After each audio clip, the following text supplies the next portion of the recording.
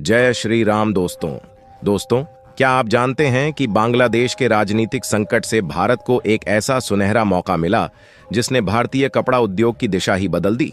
आप सोच रहे होंगे, आखिर ऐसा क्या हुआ जो भारत अचानक से इस संकट का फायदा उठाने में सफल हो गया। चलिए इसकी परतें खोलते हैं। बात शुरू होती है बांग्लादेश से, जो पूरी दुनिया में अपने कपड़ा उद्योग के लिए जाना जाता है। लेकिन इस साल के जून महीने में वहां जो तख्ता पलट हुआ, उसने बांग्लादेश के कपड़ा उद्योग को एक बड़ा झटका दिया और यहीं पर भारत ने अपनी चाल चली। अब सवाल यह है कि कैसे भारत ने इस मौके को अपनी जीत में बदल दिया। वाणिज्य मंत्रालय की एक रिपोर्ट ने हाल ही में चौंकाने वाले आंकड़े जारी किए। आपको जानकर हैरानी होगी कि जब पूरी दुनिया के कपड़ा निर्यातकों के सामने मंदी की स्थिति थी, तब भारत का परिधान निर्यात तेजी से बढ़ता चला गया। भारत ने अप्रैल से सितंबर तक अपने निर्यात में 8.5% की जबरदस्त उछाल देखी। और यही नहीं, सितंबर महीने में रेडीमेड कपड़ों के निर्यात ने तो सारे रिकॉर्ड तोड़ दिए। 17.3% की छलांग के साथ भारत ने 1.11 अरब डॉलर तक का निर्यात किया। क्या यह अचानक हो गया? नहीं, इसके पीछे एक दिलचस्प कहानी छुपी है। परिधान निर्यात संवर्धन परिषद के चेयरमैन सुधीर सेखरी ने खुलासा किया कि भारत की खासियत यही है कि वह फाइबर से लेकर फैशन तक की पूरी श्रृंखला खुद ही संभाल लेता है। और इसके साथ हमारे पास युवाओं की भारी तादाद में श्रम शक्ति है। यह संयोजन भारत को एक अनोखा फायदा देता है, जिसकी वजह से दुनिया अब हमें ध्यान से देख रही है। लेकिन ठहरिए, कहानी यहीं खत्म नहीं होती। आने वाले समय में क्या होने वाला है? भारतीय निर्यातक अब दुनिया के बड़े बड़े मेलों में हिस्सा लेने जा रहे हैं और 2025 में भारत टेक्स की भव्य मेजबानी करने वाले हैं। और यही नहीं, स्पेन और न्यूयॉर्क जैसे शहरों में भव्य अंतर्राष्ट्रीय रोड शो होने वाले हैं, जिसमें भारत अपनी ट्रेडिशन, टेक्नोलॉजी और व्यापारिक क्षमता को पूरी दुनिया के सामने बेहतरीन ढंग से पेश करेगा। आप सोच रहे होंगे, आखिर ये सब भारत कैसे कर रहा है? एपीसी के महासचिव मिथिलेश्वर ठाकुर ने भी एक दिलचस्प राज खोला। भारत ने अपनी अप्रयुक्त क्षमता को इस संकट के दौरान पूरी तरह भुनाया है और अब दुनिया हमें एक नए नजरिए से देख रही है। अब सोचिए, अगर भारत ने इस मौके को इतनी तेजी से पकड़ा तो आगे क्या हो सकता है? बांग्लादेश की स्थिति से मिली ये अस्थायी बढ़त क्या भारत के लिए स्थायी बन सकती है? बिल्कुल, क्योंकि भारत के पास जो प्राकृतिक संसाधन, कुशल श्रम शक्ति और सरकार की नई नीतियां हैं, वे इसे एक स्थायी टेक्सटाइल पावर हाउस बना सकती हैं।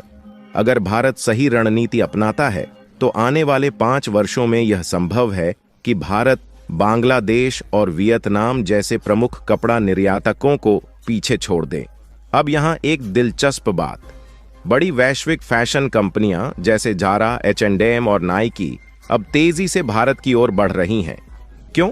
क्योंकि भारत उन्हें न सिर्फ स्थिरता दे सकता है, बल्कि मेड इन इंडिया टैग भी एक ब्रांड वैल्यू बन सकता है। आने वाले दिनों में आपको यह देखना दिलचस्प होगा कि कैसे दुनिया के सबसे बड़े ब्रांड्स भारत से अपनी सप्लाई चेन को जोड़ते हैं। क्या भारत इन ब्रांड्स की पहली पसंद बनेगा? हमें यही लगता है। अब जब दुनिया डिजिटलीकरण की ओर बढ़ रही है, तो भारत के कपड़ा उद्योग में भी एक बड़ा बदलाव होने वाला है।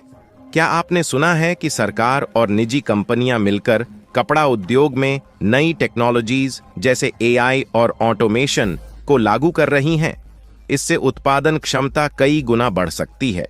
आप कल्पना कीजिए, ऐसे भविष्य का जहां AI तकनीक के इस्तेमाल से फैशन इंडस्ट्री में 24 घंटे काम चलता रहेगा और हर दिन नई नई डिमांड्स को पूरा किया जा सकेगा। आप शायद सोच रहे होंगे कि इस सब का अंत क्या होगा। तो यहाँ एक और महत्वपूर्ण बात, भारत के लिए यह एक अवसर है आत्मनिर्भर भारत के सपने को हकीकत में बदलने का। भारत अब न केवल अपने खुद के कपड़ा ब्रांड्स को वैश्विक बाजारों में पहुंचा सकता है, बल्कि आत्मनिर्भर बनने की दिशा में तेजी से कदम भी बढ़ा सकता है। क्या आप जानते हैं, बांग्लादेश के अंतर्राष्ट्रीय अपराध प्राधिकरण ने एक ऐसा कदम उठाया है जो पूरे देश की राजनीति को हिला सकता है। जी हां, बांग्लादेश की पूर्व प्रधानमंत्री शेख हसीना के खिलाफ गिरफ्तारी वारंट जारी हो चुका है। लेकिन यहीं पर कहानी और भी दिलचस्प हो जाती है।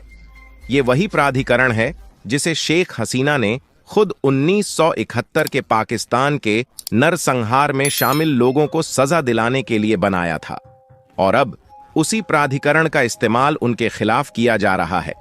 क्या आपको पता है, शेख हसीना इस समय बांग्लादेश में नहीं है, वो भारत में शरण ली हुए हैं, और अब बांग्लादेश सरकार भारत से उन्हें प्रत्यर्पित करने की मांग कर सकती है।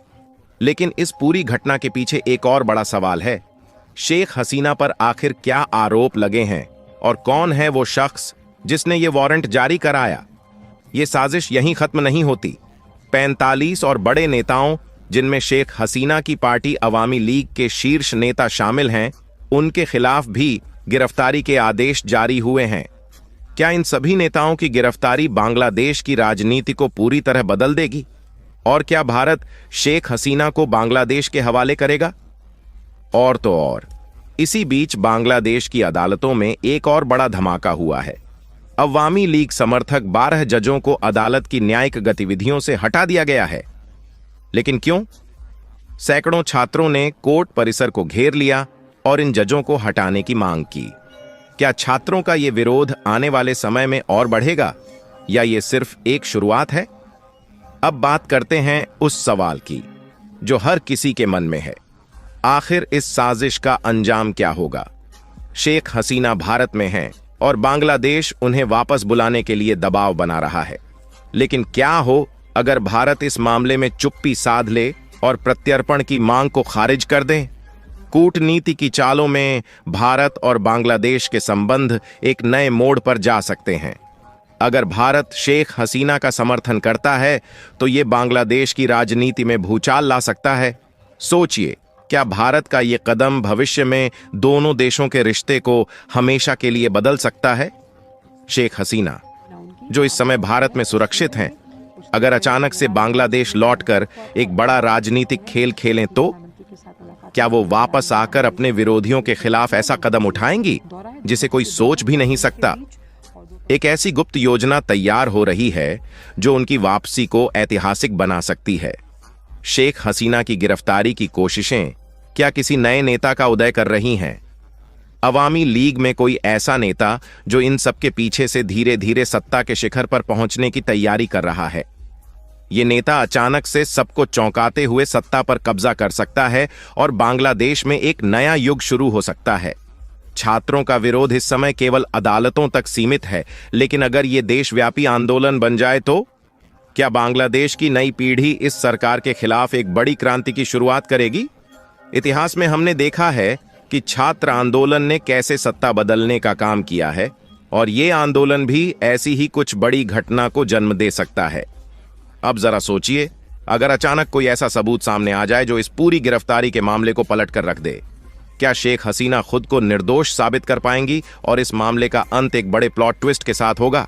एक ऐसा खुलासा जो सबके होश उड़ा देगा और पूरी दुनिया को चौंका देगा।